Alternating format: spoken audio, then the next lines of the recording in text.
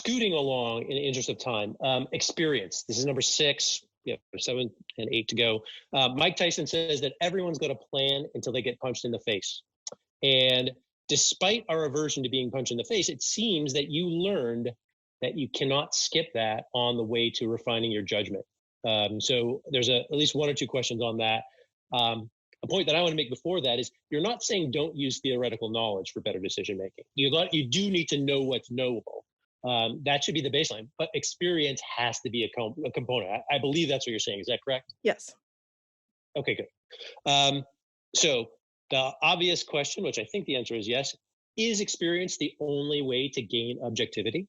No. Okay. You can, I mean, I actually think that experience, as I've said, can be very skewed. Experience can make you think that you're objective because you've experienced something, and actually it makes you much more subjective. So experience does not have valence. It's not like experience is good or bad.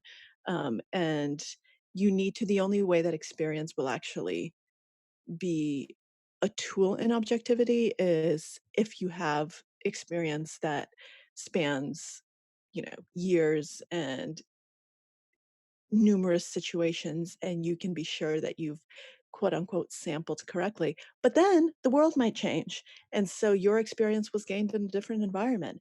And so you need to just have the self-awareness and the tools to realize, okay, my experience actually no longer matters. My experience is obsolete.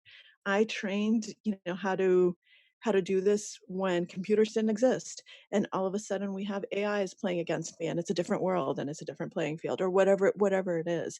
You need to realize that not only there are a few different things that I said here, but I want to just kind of summarize them. One, not all experience is created equal.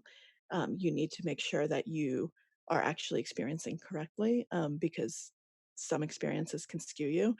And two, the world changes, and your experience is only as good as insofar as it's a match for the environment. So when you all of a sudden are in a very different environment, you need to realize that your experience may or may not apply any longer. Aha.